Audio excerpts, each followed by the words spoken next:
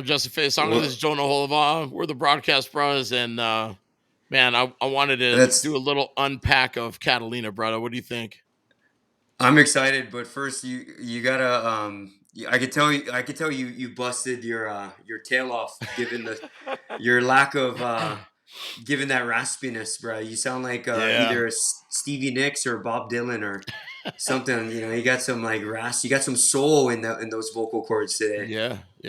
Spending time on the Mississippi Delta, brother. That's what happened. But Yeah, yeah, I'm just barely getting my voice back, and it's what we've been 3 days past now. So bear with me, guys, with my voice. I'm sorry. yeah. It's just a product of doing 2 live broadcasts back to back, and going to the Marlin Club at late at night and yelling over the music. There was a combination of all 3 of those things. So that's what happened.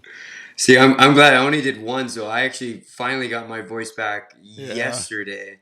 So You got I it. think You got an epic race too on Sunday, which we'll get into. But I think starting this episode out, we had fun on the channel on the way over. You and I started doing the broadcast, and we on the. If you guys watched the live feed, you guys saw that we got stuck with the Ba'akai Paimua guys, the team that was in that Hydra, and luckily for us, we managed not we to didn't not on purpose. right. They were one, yeah, they were super They're fast, fast, right? yeah, They they're were fast, fast. and they kept catching up to us, but Yeah, just it seemed like wasn't every technical difficulty we had. every yeah Here comes Malachi Pamua yeah here they coming come, yeah, across. Yeah. yeah. So we got bringing on with us right now. I'm going to cycle you guys real quick. Hold on, so I can get him in the middle. This is Lee Moyers. Lee Moyers is coming to us right now from Maui, and he paddled in that Hydra Va'aka Paimua, which is kind of a funny story we're going to get into. But Lee, welcome to the broadcast, and man, we're super stoked to have you here. Lee is also the race director for MPH, which is Maui Paddlers Hui, right? Yep. And yeah, man, super stoked to have you on. Super stoked to. I have really good video clip that I want you to talk about your paddling, but I think you have an admission first, do you not? Well, awesome. Thanks for having me. And I want to say your guys' coverage of the race was unreal. I didn't get to watch it till after on the flight home, but I was really impressed with what you guys did. Oh, thank you very much. Yeah, thank you. Yes, I do have a confession. So it's a funny story. Like our team name was Va'akapai Mua, but like we tried to register as mixed plate a month before, and we tried to take over Molokai. I guess we're trying to put together a crew, but didn't end up following through. But we tried to change the name. Race director wouldn't let us change the name, so we just went with it. So it was a whole Maui crew with one Molokai. So Molokai and Maui. Oh, it still counted then. Yeah, hey, at least you had one Molokai paddler because there were some like some teams like Newport Outrigger that I don't think had any Newport Outrigger paddlers on there. So we'll give you that one, bro. Yeah, we did our best. At least we're Maui County. There you go. That's Yeah, right. yeah. Right on. Yeah. No, it was funny because after the fact, I was we were on Catalina, and one of the wahinis that paddles for out in the desert in Tempe, Arizona, Alicia, she paddles for Naleo Kai, and she goes, that's not Wakakai Paimua because that's my crew because she's from Molokai, and I'm like, oh yeah, and she goes, no, I think it was a mixed plate. And I was like, oh, so then I already started hearing the grumblings about it when we were in town. And so I was stoked. Joe's like, I don't think they were Wakakai Paimua. I was like, oh, we're going to find out tonight, bro. Let's do it. Yeah, let's do it. Oh, and So for you guys' coverage of our race, I don't know who mentioned it, but someone said that's not a phone call crew. These guys paddle together all the time. Wow, we never paddle together. Like, yeah. Really? Wow. I paddle 2-man with her. Fiona, she was another girl in the crew. I paddle regattas with her. She steers us, but for the most part, none of us in that crew paddle together. Wow, so real mixed plate then. I was just gonna say that. Yeah, you guys are definitely a mixed plate. Phone calls, like week of, just still trying to find people. Oh, that's awesome. Did you stay on the island in Catalina when you were finished? Or you brought the ferry back over at night? My wife and a handful of guys stayed the night. I ended up catching the 9 o'clock ferry with 2 other guys back just to try to catch the 9 o'clock flight back the next day. Oh, I see. Yeah. Gotcha. Okay. Beautiful little place on Catalina Island. Oh, man, this is my first time there. It was such a cool little town. And the Yeah. people, real, right after we finished the race, we pulled up next to a big yacht. Guys was cheering for us. We asked them if they had beer. They actually threw us beer. That sounds about right. Yeah. That's what we do. It's a California thing, I think, but that's cool.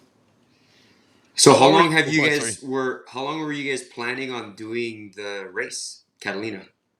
So my wife, Donna Fujiwara put together the crew. Like I think like just a little over a month ago, she was like, "Let's do this race." Her and my wife Chrissy did it like maybe 15, 20 years ago, and then they just spur of the moment wanted to go back and said, "Lee, you're going, take off."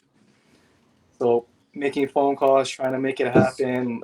Like I said, like a month ago, I think she registered, but she found out Sid from Molokai had registered already, and the crew wasn't going, so they tried to, just switch up the names on the paperwork, but they wouldn't let us do that.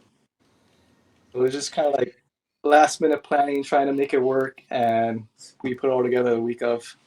Right on. That's just so everybody knows that it is a functionality of Scora. It's insurance. It's for insurance is what it's for. And the reason why they can't switch it around and stuff like that. And there's I've been I coached Newport Outrigger here for a dozen years before.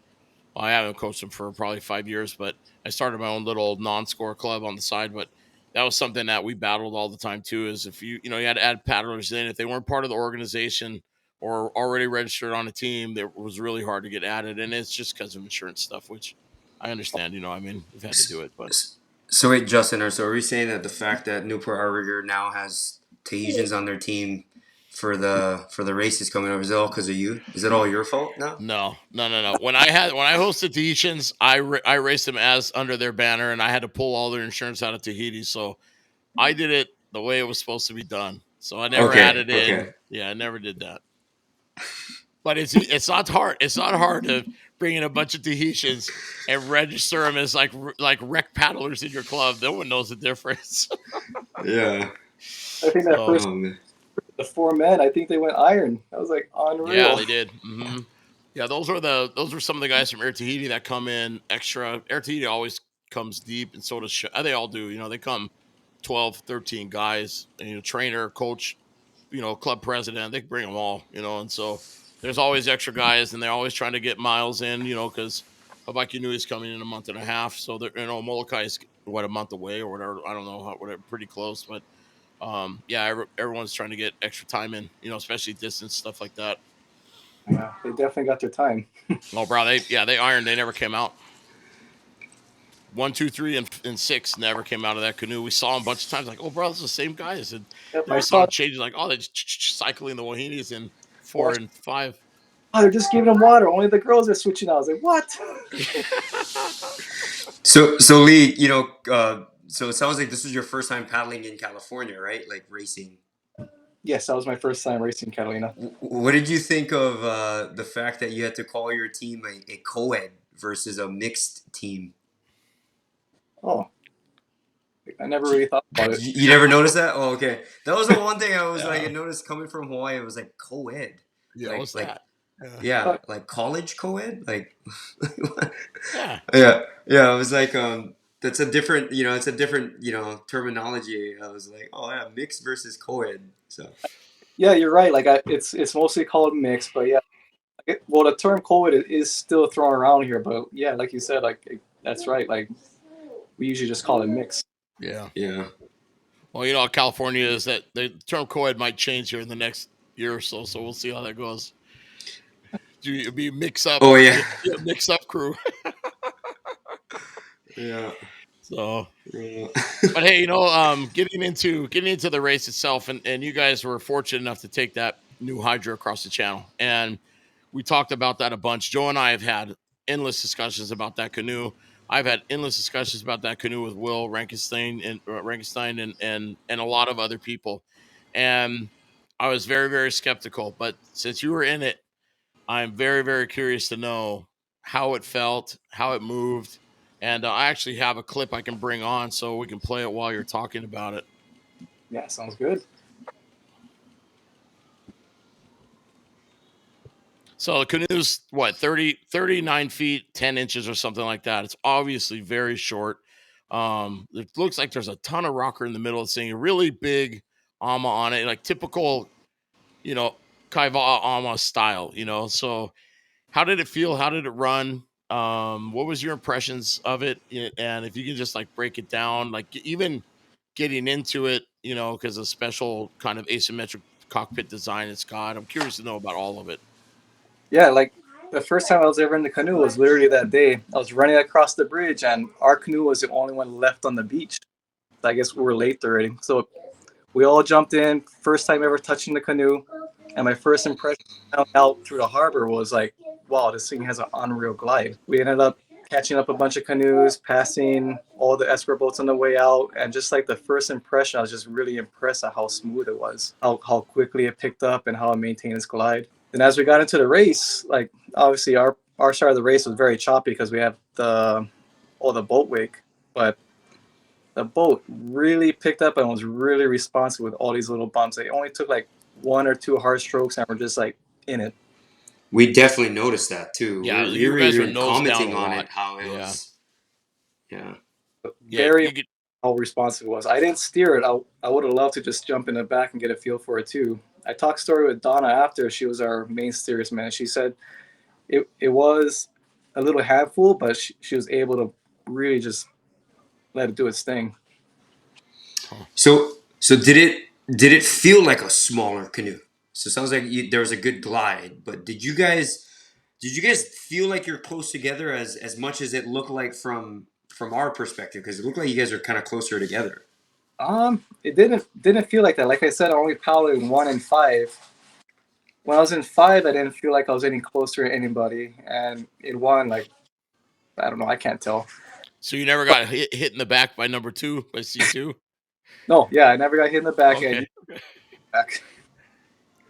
But no, like I was skeptical too, like because I heard it was under 40 feet, so I was like, oh, that's interesting because like I know like a little bit longer water lines usually more efficient with speed and everything.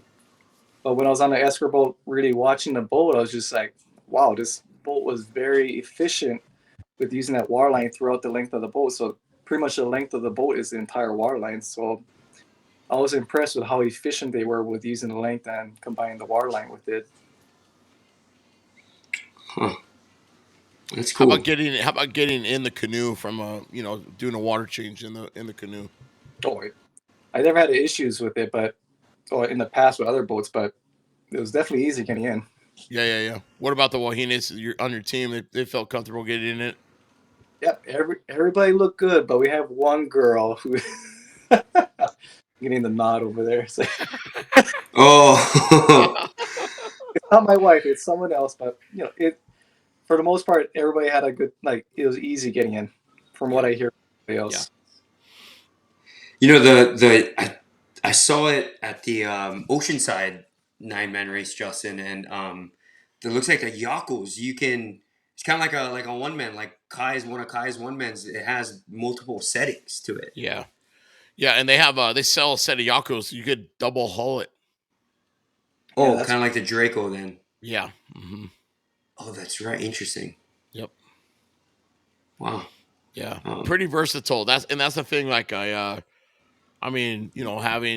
been in every canoe except for the new Hydra.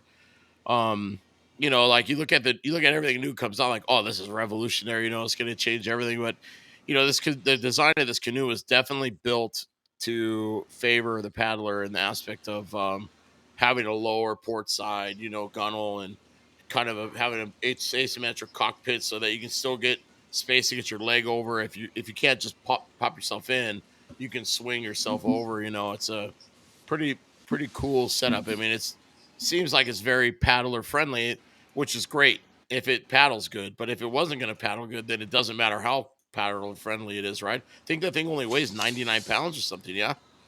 Yeah, I think I'm not sure if that was a pro or not, but the pros are supposed to be like 99 pounds, and the regular ones are. That's insane. So crazy. Yeah. It's great for kids, right? That's the kids thing. can carry them, and like the aunties, uncles, the young kids. Yeah. And coming after a long iron race, at least you could carry up the boat by yourself. Yeah, totally. Yeah, that's what So we're what kind of did talking about was the versatility of the for different age groups in the club. I think that helps a lot too. Didn't mean to cut you off, Joe. Sorry. Norris? Hey, Yeah. so Lee, besides the scoring those beers after at the end, what did you think of just your overall experience, just kind of paddling here in California? You know, the whole Catalina experience. What's your thoughts on that on your experience? Oh, the whole overall experience was fun. Coming in, I got a little nervous because like I got told all kind of different distances, like oh it's only 22 miles, and I gradually kept going up. Then I checked out Google Maps, it was like 30 miles. I'm just like, you guys know what you guys talking about or what? Then like the day before we flew in, I see the news saying 102 degrees. I'm just like, what? I was freaking Yeah. out for boat captain, make sure we have an extra pack of water. But the day of, it was like, fortunately, it was nice. I don't, might have been low 80s. Water temperature was nice. We had bumps to work with. It was a great race. I didn't have high expectations, but it was really awesome. I definitely want to come back next year and do it. Cool. That's awesome. Yeah. And what canoe club do you paddle with back in Maui? I paddle with Laiulokai, and we have people that we have two that paddle with Wailea, one that paddles with Ana. Well, four different clubs we all came from. Okay. And then what's your thoughts on, so you were just talking about the Hydra and the performance of it. Are you noticing like back in Maui, we were talking about this actually on the call, with Tradition Designs and Unlimited canoes. We were just elated at the fact that we got to see all these Unlimited canoe designs during the race. But what's the buzz back in Maui? Like, is there more people that are interested in jumping into unlimited canoes? What's that? How's that like these days? I think it's moving that way because, shucks, it is a lot of fun. Like I'm at the point too. Like I'd rather race in unlimited just because of how fun it is. The fun factor is just unreal. So I think the overall vibe where people are moving towards preferring the racing the unlimiteds versus the spec boats. And in my opinion, they're safer too. Is just they're a nice solid structure versus like the traditional boats is like pretty much cutting a pipe in half and how flimsy and I don't know. Yeah. I You could go never know where you're gonna. Especially in fiberglass, you don't know what's rotten until it breaks. yeah, I could go down the rabbit hole, but as far as like Yeah. overall, I feel like moving towards the direction where people would want to race on unlimited versus the spec. Yeah. Yeah. I think we were mentioning before we got on this call.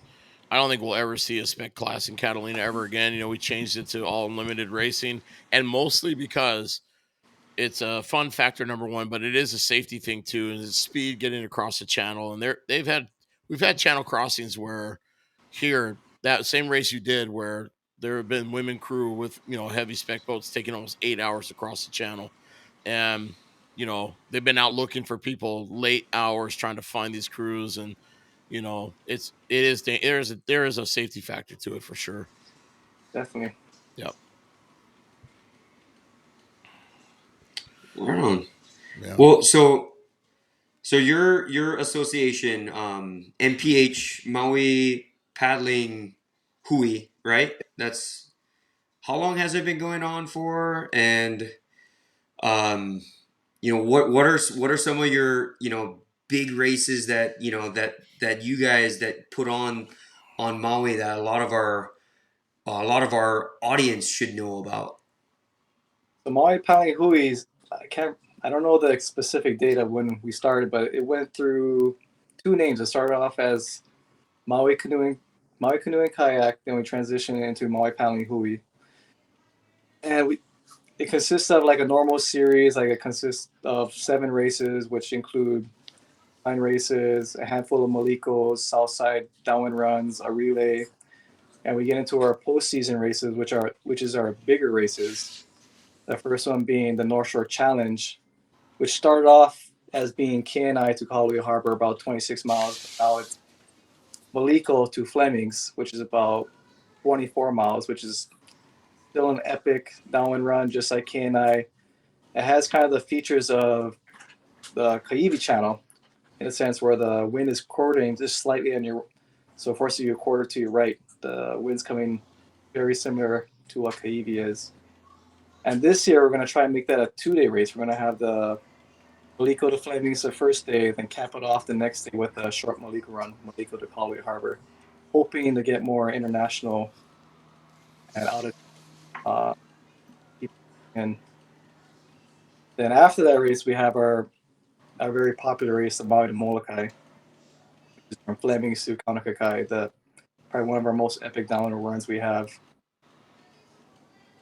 Yeah, we draw people around the world for that race. As of now, we actually have a 200 vessel cap on it. So if anybody wants to do it, make sure they sign up early.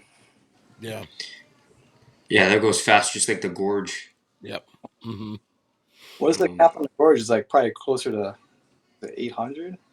It's a lot. Well, no. Well, I think it's depends. I mean, I think 800 total, right? Like surf skis. Oh, we just did we lost lose them. him? Yeah. But anyway, the gorge is Okay, here goes. 800 total paddlers.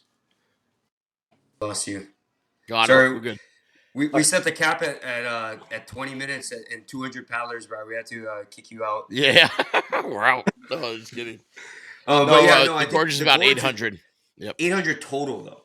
800 total paddlers. So I think I want to say like canoe paddlers is like almost half that field, or maybe 1/3, something like that. I forgot what their number is, but I want to say total was like 800. So. Yeah, that race, it's 200 vessels, but we allow a relay. So if an entry wants to finagle more people, Yeah, it's a really fun race. Oh, definitely. You know, and it's also like if you're coming, let's say you're coming from here, right? You have aspirations to do a race in Hawaii. What's great about Maui to Molokai is, you don't need an escort boat, right? And that's a major deterrent for anyone who wants to do the Kaiwi solo, right? Because the Kaiwi solo is just another beast, right? It's another 10 miles. Logistical mess. Logistical, yeah. So that's where, the Maui to Molokai race is, that's the one that takes the cake. It's like the best 3-hour paddle you ever have. Yeah. And North Carolina is just as good. And this year we're going to have hopefully a second race the next day. So double bang for the buck. Yeah. Yeah, that's pretty cool. So you get 2 Maliko runs kind of back-to-back days. One a much longer Maliko run. Yeah, the first one's not really a Maliko run, but it's like a longer, more technical version across the Kakalua coast, finishing at Fleming's 23 miles, and next day just a quick sprint to the harbor, a regular Maliko. Yeah. Wow. Cool. Excited to hear more about that. We'll have to circle back on that in another episode for sure, especially as it gets momentum. Like Joe was saying prior, we're at the end of our season now, a 6-man season here in California. And, we're going to start the 1-man season here in a month or so or whatnot. But everyone really takes a break until, when is the first one, Joe? December, huh?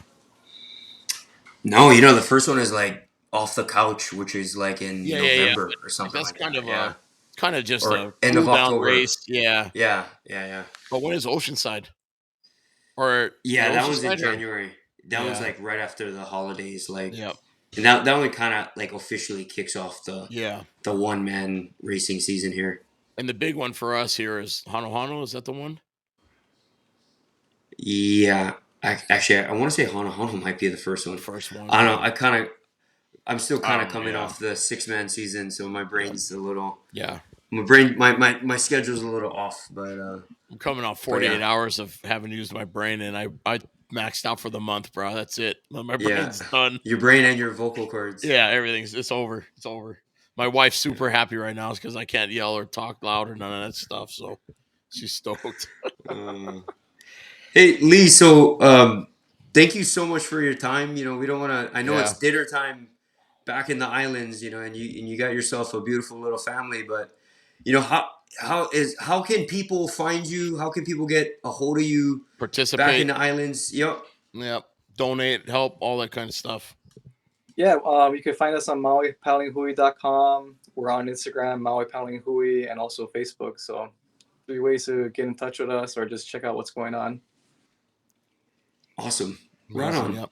Cool. Well, again, thank you so much for your time. It was so great to hear your experience with Catalina and paddling Kai's new Hydra. And shoot, I'm sure sounds like you'll be back for Catalina. You enjoyed it that much, so we're looking forward to having you back. And maybe when you're back next year, we'll bring you to the table. We'll do this more Official. talk story style. Yeah, more official. Yeah. So A couple Yeah. beers too. Oh, yeah, Yeah. Yeah. yeah, awesome, Right brother. on. Well, thank you Well, very yeah. much, Lee. And Brad, anything we can do to help, if you want to promote anything or anything else like that, just let us know. We'll jump on a call and help, spread the word on whatever we can. Awesome. Thank you. Really appreciate that. All right, brother. Talk to you soon. Have a good one. All right, All right, shoots, shoots. brother. Aloha. Hey, man, that was a good call, bro. That good guy, that guy. Yeah. Seems Yeah. like he's got some cool stuff going on in Maui. Yep. I love that. He had us going for the entire race that he was with Va'akapai Mua. So Exactly. Yeah. Well, you know what? There's the dirty secrets always get aired out, later, man. That's for sure. And there's going to be more from other clubs besides his, I'm sure. Yeah. So. Yep. How was your experience with Catalina, bro? Pretty good. Yeah, man. It was one thing we were kind of on that group text, with the rest of the crew, the rest of our Broadcast Braddahs crew, and it was kind of fun hearing the banter coming from Karim. But I meant what I said about like the fact that like 2 hours in, we were still like, we could see the yellow jerseys, we could see and smell the Tahitian sunscreen, the coconut oil coming off of them, right? Like that was, and in sloppy conditions, right? That's what I also wanted to ask you. Like, did the conditions feel sloppy for you guys on the broadcast? How was it on the boat, the motorboat? Yeah, early on it was victory at sea when we were leaving Avalon. It was there's a lot of weird stuff in that vortex zone cycling around, and then got kind of directional mid channel, but it was still there was still a different swell versus the wind. The wind intervals chop, so it did make it a little bit interesting to watch, but not enough conditions for some of these guys to sit. They would sit on the way, they'd drop their paddle and whatever, they'd have enough, but not a lot of it by any means. So. No, yeah, it was just mostly coming from the kind of port side quarter, right? Yep. And the guys sometimes they would turn downhill and take it, and then they'd straighten back out, and get back on rum line or whatever. And you might see them, working the ladder a little bit, but or climbing the ladder a little bit. But for the most part, everyone was pretty much rum line. I think early on, you guys stayed rum line, and a bunch of guys took off north a little bit, which was really weird. And I was thinking to myself, I'm like, man, I wonder what their boat captains are doing. I was not, I don't know if there was strategy to it or not, but like you said, it's a series of sprints, and now in today's canoes, if there's not like dominant pronounced swell, there's no advantage to taking it any other line but besides going to. I mean, you can argue that, but yeah, it's straight. I mean, you just rum line it, right? Yeah. I gotta show you. Maybe after this episode, we'll get the image up. But Josh sent an image of our. Actually, I have Garmin footage. Yeah, I'll send you our Garmin like map. Bro, the line is straight. Like Josh is a wizard, man. Yeah, and Josh was even saying there was a little bit of contention there too, like he was getting other instructions to go a little bit differently, and he's like, "No, I'm doing this. I'm going this way." That was it. Yeah. No, Josh always you guys has had a an good amazing handle. run, bro. Every time we saw you guys out there, it was really, really impressive. I was really, really stoked and super excited for you guys. I know it's never the result you want, but considering the competition that was in the field, you guys had a good day. Yeah. I mean, you always play to win, right? Yeah. And we kind of went in with that attitude. It was like, yeah, the world's best is here, but why not us? Yeah. So it was like Yeah. a typical like why not us attitude, and like, man, we put in a lot of hours, a lot of training for it. So Well, I think you definitely had some people worried in the first couple hours there for sure, And like I said, it was really really neat to see you guys. That top pack, including NAC, were moving so fast across the channel, and Hano Hano was right there too. They weren't far out of range. Like, we couldn't go back. We couldn't spend time to go back to see anybody else. You guys opened up such a big gap on the secondary field, and so it was just this is what we were going to do. We didn't have a choice, yeah. and it was the right thing to do because everybody. I mean, for the most part, everybody wants to see the winners win, but yeah, I mean, going to the broadcast portion of it, could we have shown more, or would we have liked to have shown more? Absolutely, but with one boat, one camera, and one drone, it was impossible. It would have been One impossible. band, one Yeah, sound. yeah.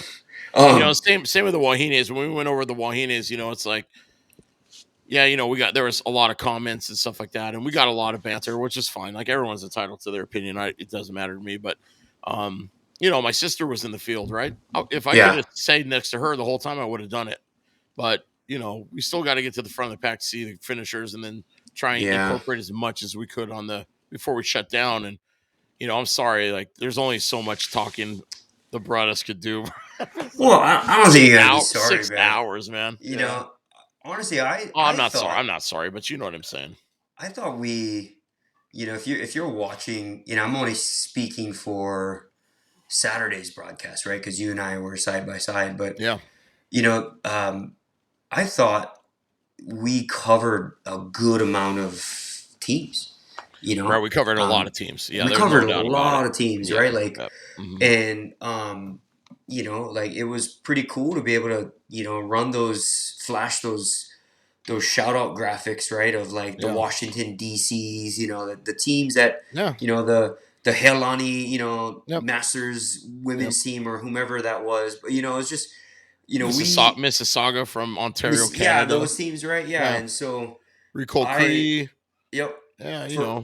for two Bradas that are doing this basically for free, I thought we did a really good job, Yeah. And actually, I don't even know if we could say it was a job because we didn't really get paid for it. You know No, what it I was, mean? Like, and there was no like basically for free about it. We did it for yeah, we free. did it for free. Yeah. So, Yeah. so yeah, you guys, all those people who had that feedback, like if you guys want to do this too, go ahead, do them. Yep. Like Yep. more the merrier. And but no, all in all, I had fun, right? I did I too. mean, it was so fun to just get like multiple perspectives of that. I mean, we've been doing that race for years, like paddling it. And a lot of us paddlers, right? Like, of course, paddling with Lanakila, a lot of the men's, they will they'll chase some of the women's teams over as a ride to Catalina. So they're also getting they're really getting to eat up the Catalina experience and get that similar perspective. Yeah.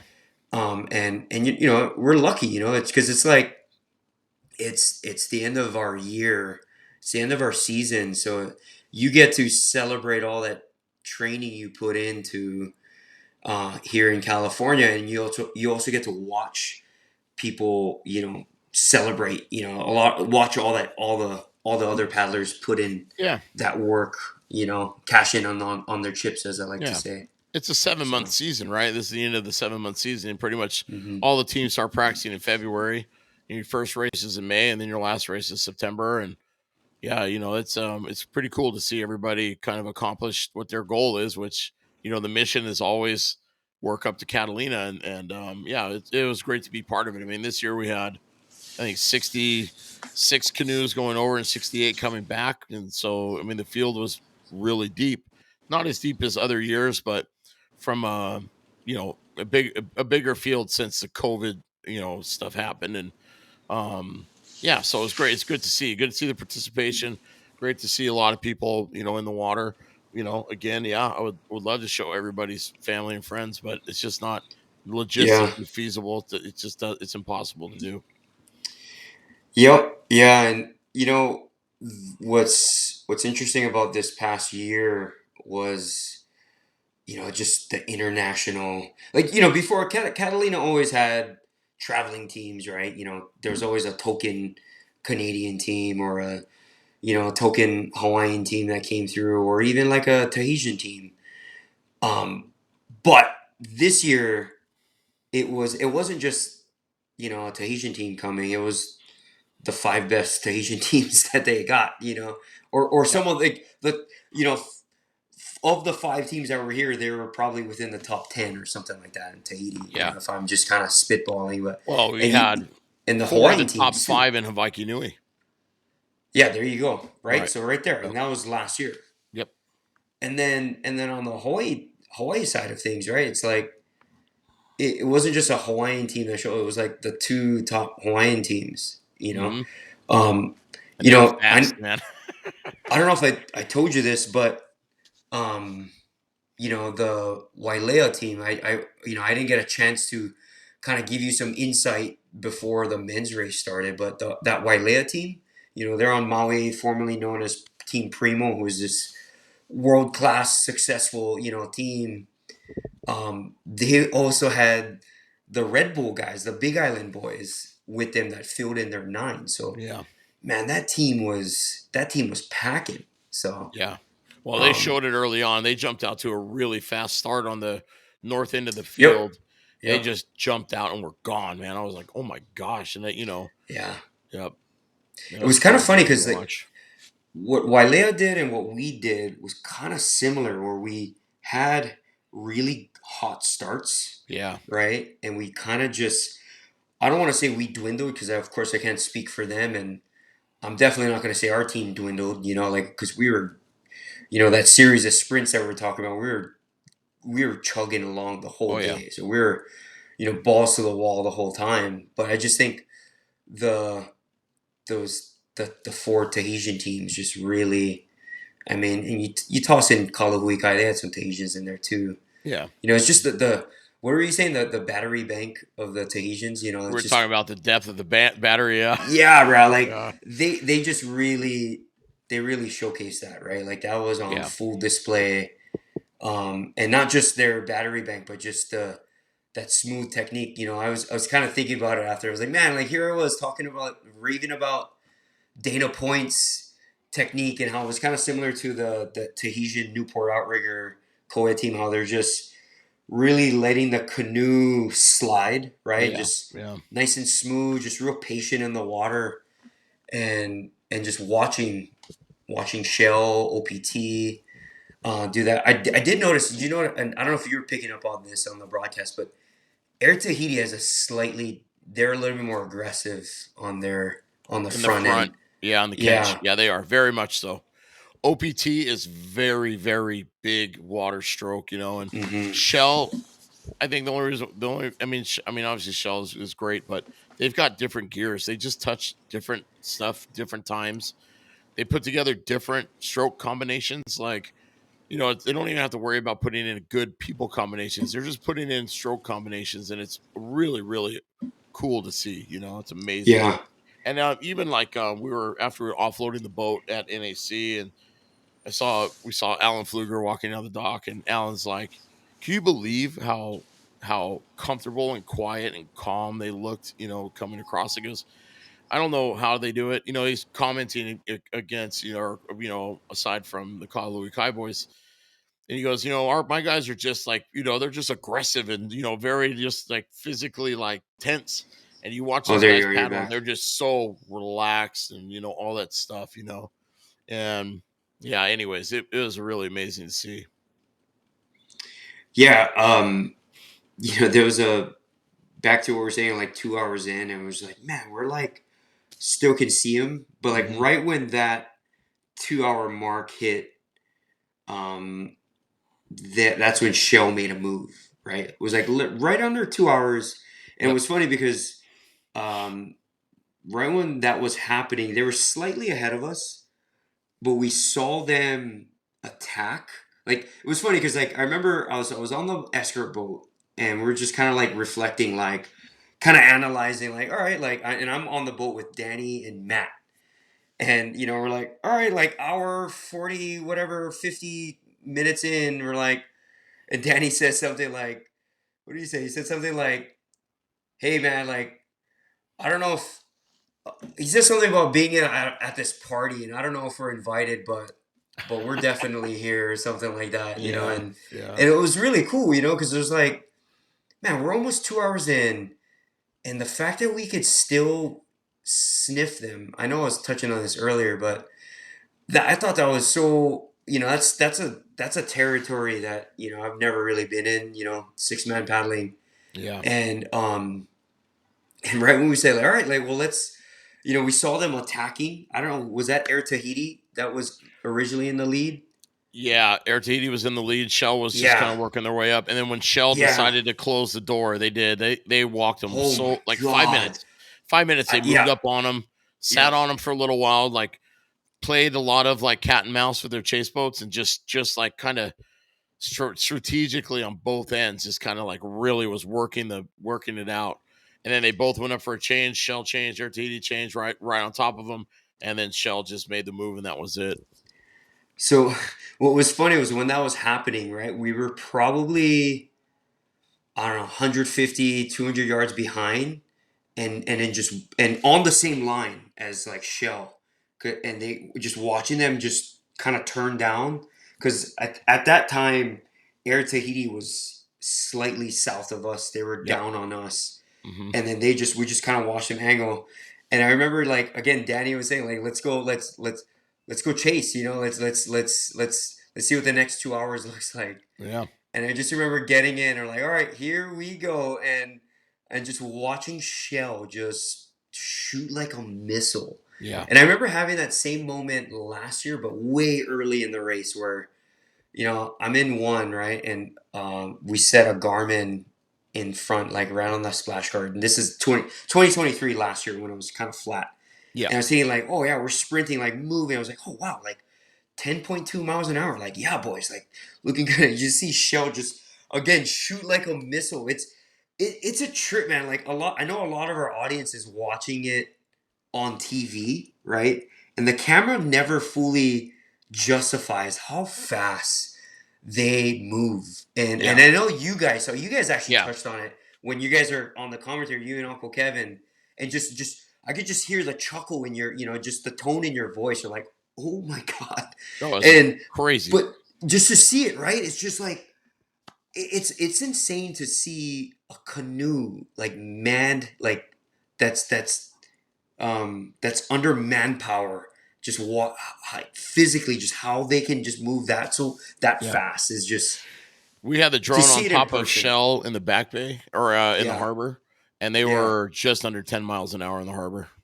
And that was after Oh my god. crossing the Yeah, channel, right? And so not only and that, that's up current. The but that current was was that was starting to going dump. into the wind, Yep, and going against yep. the current. And not only that, you had OPT and Air Tahiti within a minute of each other, right behind Within each a other, like boom, minute, boom, boom. yeah, Yeah, yeah. It was just so crazy. pros. Yeah. Yeah, Mhm.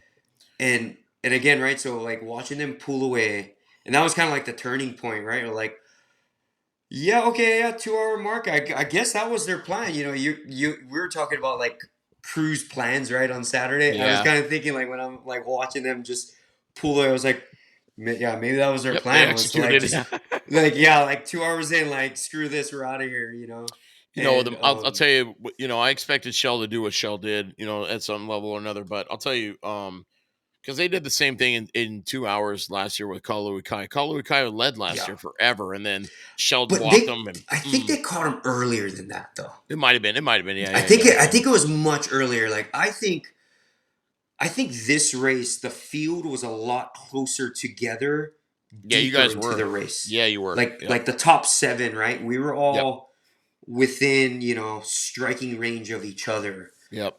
which is what we're not used to seeing No when the way. Tahitians are in town in Catalina, That's why right? the action with the race was so good in the front, was because there were so many teams interchanging spots. And then, like you said, that 2 hour mark came and everyone had to make adjustments and start figuring out what they were going to do.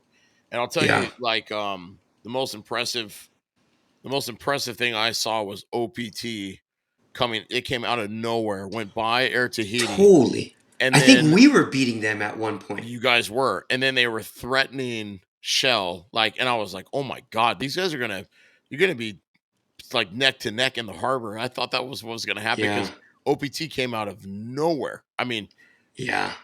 we were watching Shell and we turned around and looked like in the boat, like Val's still looking at Shell and we're watching him on the monitor. I turned around and look and I was like, what? And here comes OPT like right on the side of Shell. So then we just dropped back to catch them because they were just battling it out for Yeah. a good mile. And then same thing, couple changes, and then OPT just opened up, and then Shell was not going to let OPT get any closer than they No. were, but they made a move there about 3 miles outside the harbor entrance. I thought OPT was gonna, if they had caught a series of bumps the right time, they would have been a lot closer. It would have been a different race in the harbor. And just to think too, right? Like Shell during that stretch, Shell didn't miss anything, man. Oh They no, were no, just they didn't make firing, one right? mistake. No, So it was probably at a point. OPT probably got at a point where they might have been moving at the same speed as Shell, but they couldn't yeah, get any closer, right? yeah. I don't think Just they were gonna let him get closer. Yeah, just because Shell was they weren't missing anything, you no, know. And no. And but again, like Team Huahine, what a surprise that was too, because they came from they were really high north, and then they dropped really yeah, far south. And then they yeah, were just kind of in that weird corridor of like, man, if they're, we were commenting, if one boat had backed out in front of Shell, or one boat had backed out in front of, or a ferry had like come in to try to dock, everything would have changed. It would have been so crazy. yeah. You know what was funny was I don't think you guys were around based on like what rewatching the broadcast Yeah. and thinking back to where we were. But this was like we already had the first change. Yeah, this was already like I was already in again and watching we kind of had the realization like okay, these teams I remember Rylan talking to Danny and was like, "Hey Danny, check." He's kind of pointing to the right. I mean, I'm in the front, so I of course I can't see him pointing, but I have a feeling that he's looking, kind of at our like 1 or 2 o'clock, and he's like, Right. "I see the lead boat way over there to the Yeah. south," Yeah. and Danny's like, "Yeah, I see that too." Like, "Hey Josh, what do you think? Should we just follow the lead boat, like, because they know where they're going, or something like that?" And Yeah. and then the surf, was kind of heading that way. Right. And so it's interesting, right? Like, so what the teams are doing was they kept going north to make their changes. And we're like, all right, well, we'll just stay here. And turns out it was run line, like you were saying earlier. Yep. So we were just sitting on a straight line. We're just like watching them. And honestly, that was the move that put us right back into it because when we did the first change, we're kind of rubbing elbows with them a little bit. Like Yeah. we went right next to Wailea, and they're just like, "Oh yeah," and like watch this, and they just like boom, they just like shot in front of us, like, "Oh yeah, they came to play." And what's so funny is I remember like Tristan, if you're watching this, I mean this with like the most like kindest respect, but I was kind of laughing in my head, and I was almost gonna say something, but I couldn't talk because we were right next to him, but the way Tristan was talking, so Tristan was in seat 2, and I think his brother was stroking, and his calls, he was like his like hut hole calls, totally. I had flashbacks of like the Manapua man, when I was like in middle school or something like that. I don't know. There's something about like his tone. Yeah. It was like, yeah, what you like? It was like, and what else? That's what it sounded like to me. It was like, what? Oh man, was that's like, so okay, funny. right in the middle of this race, why are you thinking about that? Tristan's Anyway, gonna now be called the Manapua man from now yeah, I on. was like, Tristan, bro, you sound like the Manapua man down the Cuneo Road in Evo That's so Beach, funny. and anyway, I just for some reason I wish I don't know if I saw him after the race, and I don't know, I wasn't really at a point to remember that, but anyway, that was one of my first memories, like 10 minutes into the race, because we're next to him. But yeah, so I remember back to that line, the all the teams, they kept like going north, and everyone followed them. It was so funny. Like whatever Shell did, Yeah, everyone they were kind of just gonna go single with them. filed. Yeah, But I think Air Tahiti was still ahead of them at that time. they were. Air TD was out front. Yeah. Yep. Mhm. And we're just like, all right, we'll just turn down, and then like next thing you know, we go from like seventh to like we got out. I was on the escrow boat. I was like, I'll be damned. Like half an hour in, like if you kind of just draw a straight line, like all right, we're back in it. That's cool. You know, like Whole this is field kind of something took gonna off happen. high. Yeah, the whole field took off high, and Yeah. Hano Hano stayed low. They stayed on that run line all the way because Oh, they they came. did? Okay. We were on the media boat. They came on our starboard side. They came around the starboard side. I was like, oh. And then I started noticing. Then I asked Scott. I go, Scott, what's run line? And so he like points the boat. I'm like, oh yeah, these guys are high. They're high. They're not. They're not. Yeah. They're just So chasing each other right now. that's who that Montahino was. I remember you guys were saying that on the call. Yeah, that was Hano Hano. Okay. Okay. You know, most of them had jerseys on, but the steersman had a orange Ari jersey on. So I was like, man, who's this team? You know, yeah. Mm-hmm. And then, you know, and Hano, they weren't using a Montahino all year long, right? So that was I think they used them a couple times during the season, and that was it. I don't think it was all year okay. long, just a couple times. Yeah. Okay. But you know, it's one of those things where, you know, you're gonna race home something that gets taken over. You know, so I guess your options are limited, especially, you know, if you're kind of joining forces with the logistics of, you know, what these Tahitian crews are doing and whatnot. So, you know, I think that's what they did. But I would have liked to. I mean, I think they would have had a different race if they'd have raced something else. You know.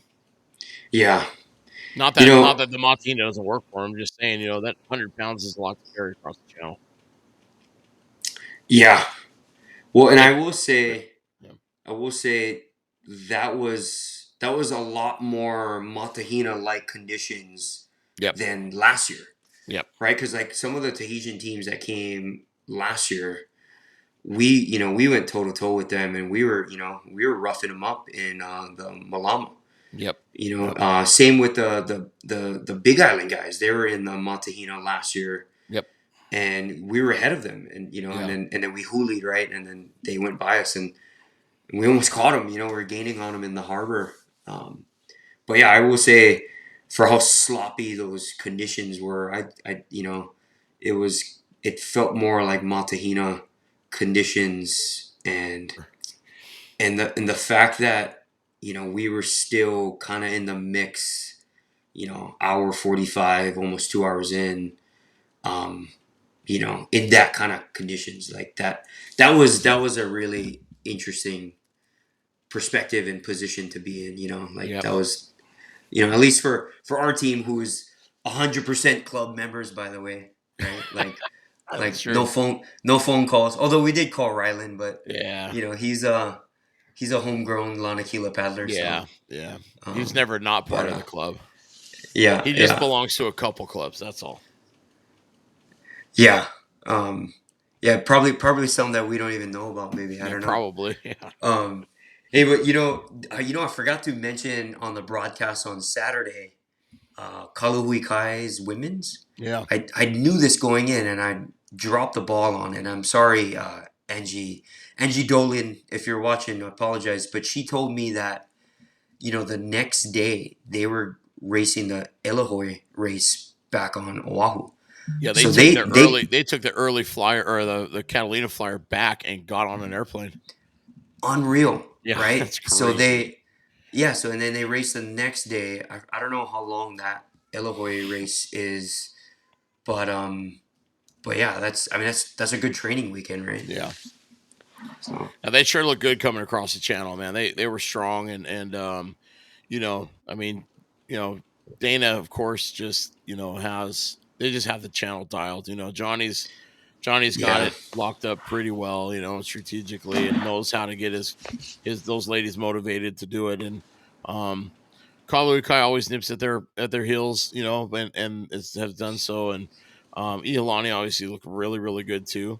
But again, I think in day one that Montahina was heavy for them to carry across. I think that weight adds up fast, you know. And yeah, weren't we talking like, you got to wonder if Ihilani, if I think we mentioned this on the call, like if they were on a California, design a limited canoe if they would make it more interesting. Yeah, You got to think they maybe. would. Like I said, when Teva, I think I said on the call too, when Teva was here, they raced that Phi. That Phi was a carbon laid up Yeah, Phi. yeah. It was a 150-pound Phi, and they won the channel in that Phi that Alex provided them. But Whatever they have happened to that? Is that canoe still around? it's up in the gorge. Oh, okay. Val doesn't have it, but I think Alex and his wife bought a property up there, and I think they're stored up there. Okay. Because the last time I saw it in pictures was in Montana when they went to up there for whatever they were trying Yeah. to do with Uncle Kimokeo and those guys. But it was on the water up there, so I think it's in the Pacific Northwest. I know that. Okay. Yeah, that's a cool canoe, black and white, really Yeah. nice setup. Yeah, Yeah. I think it's gray, huh? Gray? Or yeah, did they gray. paint Yeah, it? maybe Yeah, gray. okay. No, it's gray. Sorry. Yeah, Yeah. Okay. I don't know. I've been staring at color palettes for the last 2 weeks trying to figure out my Now eyes. you're officially colorblind?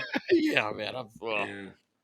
So, but yeah, Um man, that was a really, really great weekend, man. And man, I just have to thank you so much for being part of shoot, it. man. And I was stoked to get to watch you race. I was fanboying out pretty hard on you guys. And, like I said, for a California team, you guys were by far the fastest we've ever seen on the water, so. Well, shoot, man.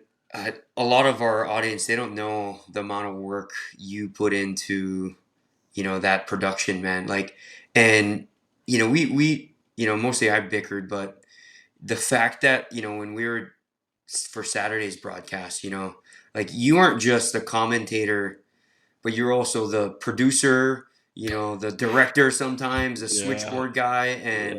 and I was like, It was a in the lot. middle of a conversation with you, and you see you just like look at me and you're just like typing. I'm like, bro, I was just talking to you, like you just left me hanging, Yeah. but that was not your fault, and I wasn't mad at you. It was more the situation, but taking a step back and just looking at it from a wider lens, like man, like sort of that's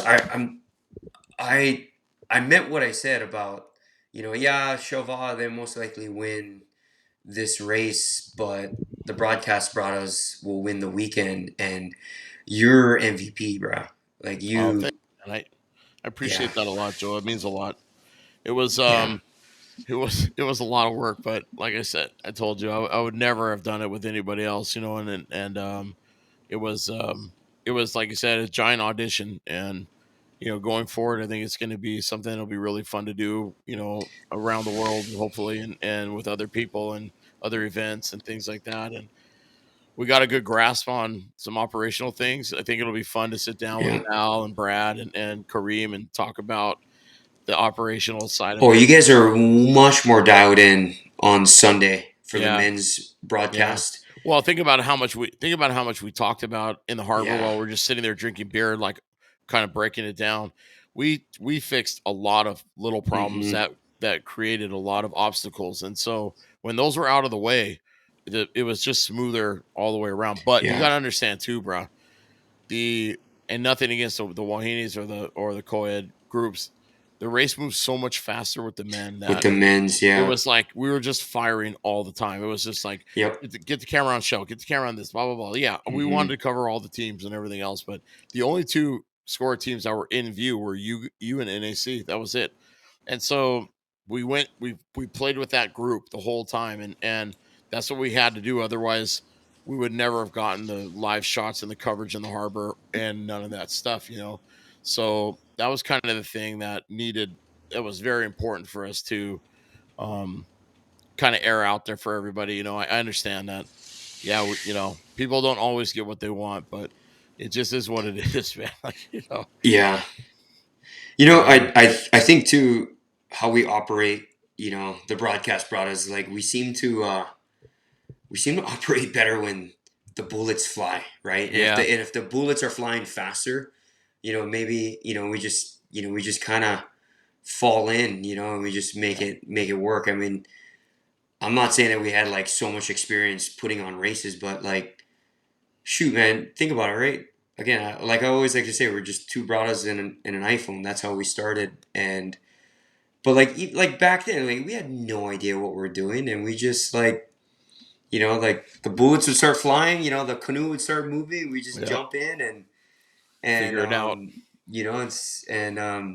I kind of want to circle back with Kelly and Scora, and just to kind of, and like see, mainly going off of that, that Step Brothers parody we did, like so did we, how did the Catalina wine mixer go, like Well, did we I'll tell pass? you.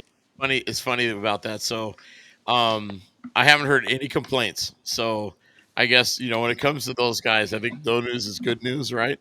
And I think that I think judging by the overall feel about the comments, stuff like that, we did exactly what we're supposed to do.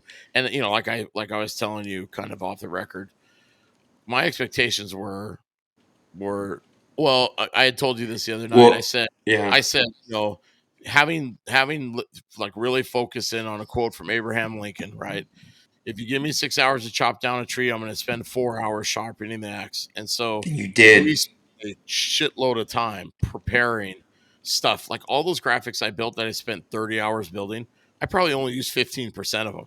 I didn't get to use Yeah. all of them, but But you were it was ready all there. It was for, ready. We were yeah, ready. yeah, We were yeah, always ready. And if anything, I knew that we would be able to air certain things in between some technical difficulties, which the commercial packages come together, those kind of things where it's like, okay, we need to get the drone on board. Okay, I'm just going to air this for 7 minutes. Let's get the drone on board. We're going to figure that. Okay, then we're going to get back to some live action while we work on the drone on the side. And there's a lot of that, and that we were, your ideas were instrumental for that, to make sure we had something to cut to when we absolutely had to have it. And the involvement of these partners that we had is, for them, is yeah, humongous, like yeah. It humongous, was it was definitely and yeah, we got humongous. complaints about commercials, this and that, but Jesus Yeah, Christ, you guys watch commercials with everything we do anyways. yeah. It's like, I mean, yeah. you What know would you rather watch? Would you rather watch that or a watch the towel camera go like covering this the camera all or over. the camera? Yeah, Yeah, yeah, like exactly. pick your poison, ladies and Yeah, gentlemen. yeah. But Um, again, it's like, it's one of those things where it seems like the smallest percentage of people have the loudest voices in the room, and yeah, yeah. When you you're know, saying we didn't get any complaints, it's like actually we got some complaints. we didn't get Um, complaints. No one gave us complaints directly. It was all behind the keyboard, which yeah, always yeah. So I don't happens know that if way. it counts, right? Yeah, if it's Oh, I mean, through the whatever. cushion of their computer screen or Yeah, phone screen. yeah, Yeah. yeah, yep. Yeah. Say Anytime it to this, her face. what, Say it to her anytime, face. Yeah. anytime this kind of stuff happens, the keyboard warriors come out, and all the demands Oh, start flying and absolutely. stuff like that. So But convenient. Yeah. well, it's to be expected. Like I just laughed them off. I thought some of them were really funny, and I thought some of them were just like trolling. Of Yeah. course, people troll. Should, did you listen? Do we want to read them on our episode here?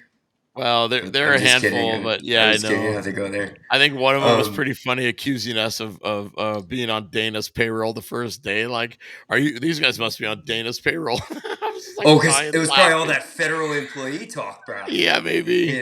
like, Yeah, yeah, I like all was that dying FBI laughing. operative talk there, Yeah, or the dude that was commenting like, "Oh, I'm so tired of this cell phone coverage. Ocean Paddler TV is so much better." Like, well, yeah, they get $50,000 to do They the totally fucking are job, better. bro. Like, What yeah, are they're you way talking better than about? we are. Yeah, Like, yeah. You that's don't have not to even tell us that. it's not even a Yeah, comparison, bro. Like, yeah. go ahead, whatever, have at it, But you know what? I don't know, man. Always goes back to I laugh at it because it's funny, but I always go back to my dad telling me, if you trade words with an idiot, you're an idiot. So I just laugh about it and walk away. Like, I don't care, man. Yeah, Whatever. You can just yeah. have your moment in the sun. It's fine. I don't care. Hey, but back to what you were saying about expectations. Like Yeah. I know you said like, oh man, that that exceeded any expectations that I was like, honestly, I think it was more like you didn't really have expect. You were so caught up in executing, Yeah. right? Yeah. It was execution. And Yeah. so was I, right? And Hmm. and I don't think we really had. I guess the one expectation that I had was to learn, right? Yeah. And I believe you did 100%. too, right? Yep. And that I think that's what's great about us is like we've again we started just with an iPhone, and Yeah. like now we got, now we're, working, bringing in our team, Yeah. we knew the right people for this job, and Yep. they hit it out of the park. From Yep. Brad, we coined him the Styron, Yeah. and Val, like his eye on things, on how to frame shots. Yep. As everyone saw his gorge footage, with Yeah. Saul sitting Yeah. on the boat wake. Yep. You got to plug that, by the way. We got to play that one. Yeah, I can add Saul, some in. Saul, Yeah. Saul in slow motion drinking a. You'd have been awesome if that was an 805 beer, bro, that he was drinking. I know. Oh, man, Oh, right. that would have been the perfect 805. Commercial. I know. Anyway, but and Kareem was a pleasant surprise. Yes. Kareem was like a late addition, and Yeah. it turns out he played such a vital role. Yeah. I mean, monitoring the feed, making sure like our energy levels were up, like the little things he did were Mhm. like so great. And, Yep. like Val, I mean, you covered it all, but Val was handicapped on the first day. We didn't have his framing right on his camera. I didn't set it up right. It was my fault. The second day we fixed it, which is why all the shots were so much better on the second day. But there were those things we learned, and the things that were important to learn. And the nice thing was that those guys all had their input. We listened to it, we executed it again better, and it worked. And so, yeah, I'm looking forward to having a call with all of them and unpacking this whole thing, because like you said, the learning experience of this whole deal was so vital and important.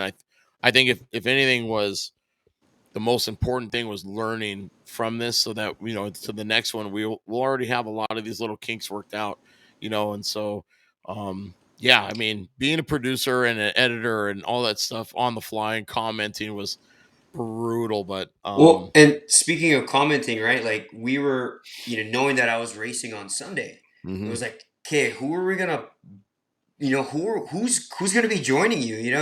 We were very selective. Like, man, like we sifted through a bunch of people and ideas, and Yeah, that list um, was long, we were talking about. Yeah. yeah, yeah, and again, we wanted to provide the best experience as much as we could. And Uncle Kevin Olds, man, he's a natural, yeah. Yeah.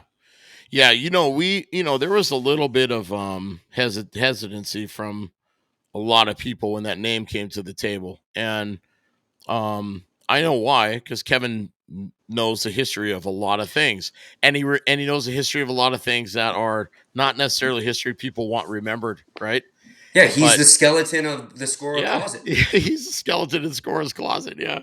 So, it's like, it was an amazing time with him. And, I kind of told him, I go, look, bro, like, no expectations on this thing. Again, you and I have had thousands of hours and hour long plus conversations. Like, we're just going to make this one count for a change. It's going to be constructive and fun. And it was everything that I was like, wow, that was just such a great thing. And we were gonna have Kim Laney on, but she got COVID last minute and couldn't jump on. And I was bummed not having somebody else on there just in case. But man, Kevin filled that role and helped me, fill the air while I was doing stuff.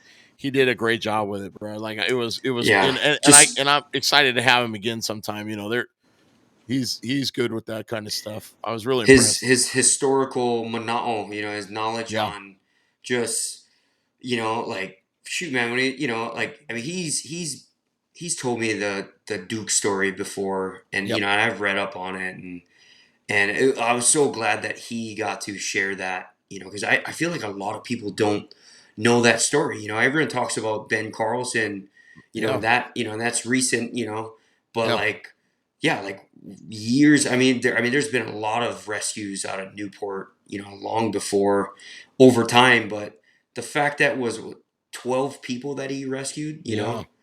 And then um, went back for all the bodies and yeah, yeah.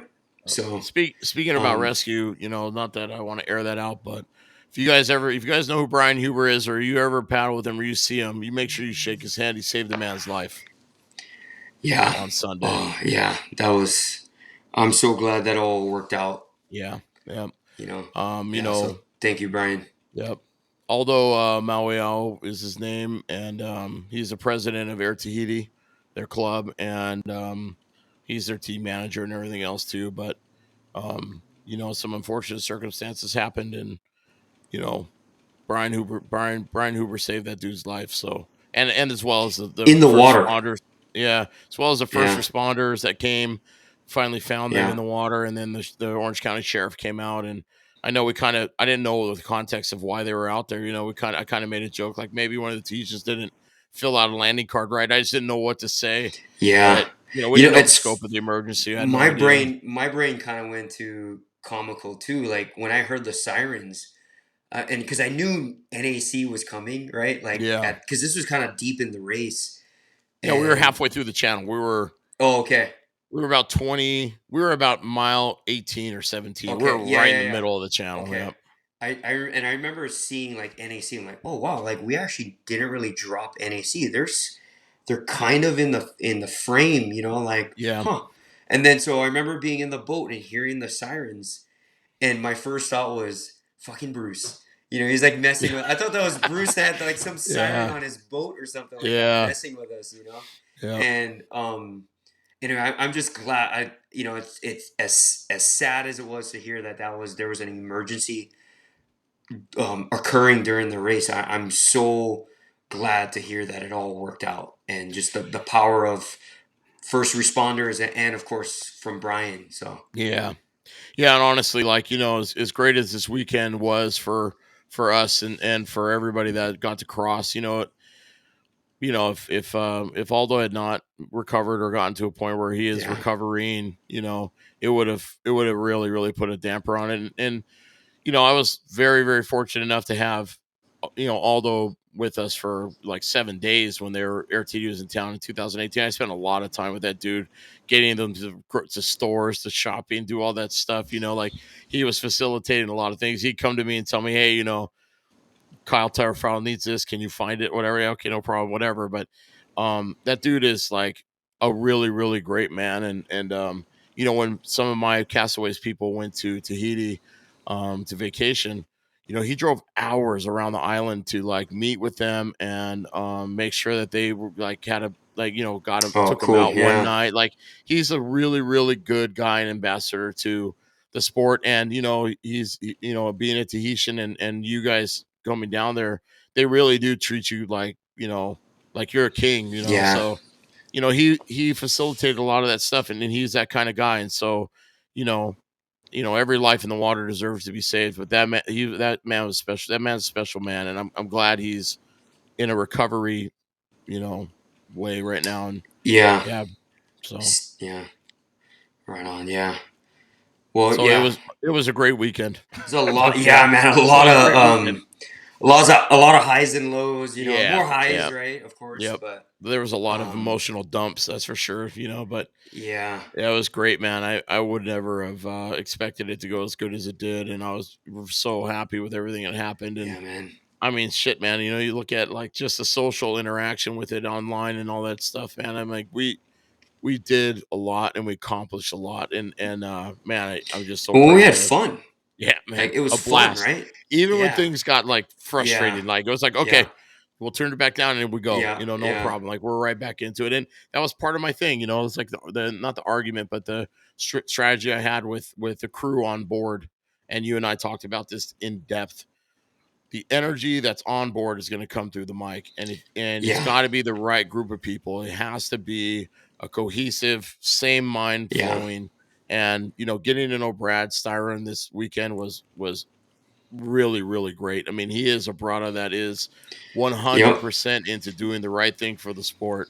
And obviously we know Karim from years past. We know Val from years past. We already knew that they were going to be on that level. It was not a problem. But Brad was like, man, so great. And like having Eric in the water, getting to know Taloy, like. Bro, like we had the media house was awesome. It wasn't just paddling greatness, right? That was on Catalina. I was actually mentioning this after Saturday's race. It was like, man, I'm in the presence of paddling media greatness. Like, all you guys are like amazing flying drones, and your guys' content is just like. It's just so cool to to sit around the couch after the race and hear you guys like nerd out about it. I was like, whoa. Hearing them nerd out. yeah. I was Yeah. like, oh yeah, okay. What did Yeah. R2D2 say to C3PO? Oh, okay, yeah, right on, yeah. Yeah. You know, like, Yeah. It is so cool, man. I was like, oh my yeah, God, man, it's a whole nother level, and I yeah, think the cool thing is like, having a little bit of time with Brad, he stayed at the house and I was showing him all the stuff I'd programmed. He's like, oh my God, dude, how do you know all this stuff? I'm like, YouTube, Brad. Like, dude, yeah. Just time. hours and hours of learning and trying and figuring it Well, out. that's I'm seeing it right before my eyes, brother. Like, you're reinventing yourself at 46 years old. Yeah, You it's know, scary. it It's is scary. it's and I know you talked about like the coaching and the old competitive days, and that's behind us. But instead of like, instead of one of those people that kind of dwells on it and like back in, Uncle Rico, Yeah, like yeah, throwing a football quarter yeah, mile in high school, yeah. like now, like we're actually doing, because I'm kind of in this mode. I wouldn't say I'm in that mode yet, but I'm definitely thinking about the Yeah, the future for me. future is. Like Yep. how I still want to. I know being competitive. There's definitely It's hard to turn expert. it off. Yep. It's yeah, and there's an expiration date on it, no matter Hmm. what, Hmm. unless you're Danny Ching, and this is something that you and I have talked about. Like, like I want to really start tapping into this, down the It's road. And it's a passion that it's like reigniting the same passion I had for paddling when I first started. exactly, same with me. Yeah. Yep, and I think that's why this has been so draining, because You're doing you're both. you're applying energy, and Yeah, that's you're why both. Yeah. you know how apologetic I am, but I don't think our audience. I would always tell Justin, like, bro, I wish I could learn to try to figure this out with you. Yeah. I was the idea guy in this Yep. operation, and Yep. you're the execution guy in this operation, and you hit it out of the park, and Well, that's I something don't I that, don't have ideas like you do, so it worked out. It was just a blend of the mix, and I had a little bit more time on my plate to get it done, and that's what brought us do for each other, Joe. That's bro. exactly what it is. I'm like the steersman who's poking, like just the kind of sitting back, just poking, Paddle harder. Yeah, paddle harder. Come on, you Oh, timing, yeah, and just let us, and like yeah. pointing fingers. Hey, we gotta go over Nah, there. nah, Like, bro, you're steering. nah. Like, oh yeah, that's right. I guess I'll poke again. Just go that You're way. nothing like that, bro. That's for sure. But like I said, man, Uh, it was this weekend was really it was I will say last year doing Ocean Paddler TV with Kalai Miller was like one of my paddling highlighting things. And like oh, I I said, was I've like a never proud been mama on the watching water. you. Yeah, but this Yeah, was probably by far probably the best paddling experience I've ever had in my life. And that's so again, cool. I never paddled. I didn't put my paddle in the Yeah, water one time. So yeah, I mean, there's different ways to skin this cat and to check the boxes, and like yeah, I use paddling to check off boxes for surfing because I don't want to sit in a crowd of a bunch of douchebag, surfers or whatever. So yeah. paddling checks my boxes for me. But this is check my boxes on a lot of things, and yeah, it was fun, man. I'm really really excited to do it again. I'm really excited to start talking to and collaborating with some new people and get some ideas about doing this in Hawaii and hopefully other places. That will allow us to come and do it. Yep. When speaking of the future, I now that Catalina is behind us, I want to kind of start routinely getting back into Yep. our episodes and Yep. catching up, right? And like hearing, Getting some we'd guests love to, on and do some stuff. Yeah. yeah, catching up Mhm. with some paddlers training for the channel, Molokai, Lanakila, we're gonna pursue it, Right. and but We got a there's lot. other, This is just the tip of the iceberg. We got, yeah, bro. Like we got to get Will on to talk about the Malama. I mean, that oh thing was totally, yeah, ridiculous this year and yeah, showed really well in Catalina, considering what it was up yeah, against, right? And like get feedback from some of these other guys that are racing it. Like I was talking to Tristan on the beach about it, and they love that. They love that canoe. They raced it in ADR. They raced it here. They got practice time after Kona. They love it. They yeah. love the thing. So that's it. That's another conversation. And now with the Hydra and all that, there's just a lot to talk about. Oh, it's incredible. Yeah, no, Yeah, it's a great time for we got a lot of us. things to talk about. got a lot of things. So, Right on, brother. Well, all right, I bro. want you to get some rest Yeah. and rest those vocal cords. And yeah, it was I'll- great catching up and you too, hearing bro. your perspective on the race. And I but yeah, was blown away on all levels. This race was this race, Catalina Crossing, was amazing. It was amazing, front start to finish, both days, everything that happened. I mean, I just it couldn't have been a better event, So yep. Well, that's gonna do it for us tonight. Yep. Shout out to our sponsors, Margin, Kanan, Yeah. 805, YK Water. Yep. Yeah, everyone who supported us across Florence. the channel and Florence and everyone who's gonna Agency. Yep. continue to support us, even down the road beyond Catalina. So we really appreciate all our continued support from all our sponsors.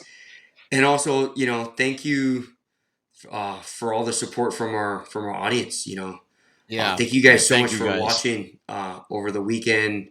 We've had, I know we're kind of dogging on some of the commentary from some of the negative comments. No We big got deal. so much Love. positive feedback Yeah, and so much man. love Yeah. from all you guys. So Thank you you very guys much. so much. Again, this is a learning experience for both Justin and I, and all your feedback, positive and negative.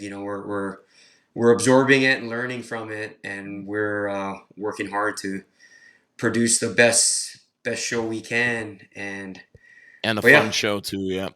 yep. But yeah, It's that's one gonna thing do it. Joe and I will never take each other that serious, so you guys won't have to worry about that. Will never take us too seriously, and Justin also never knows how to say goodbye. And I know, sorry.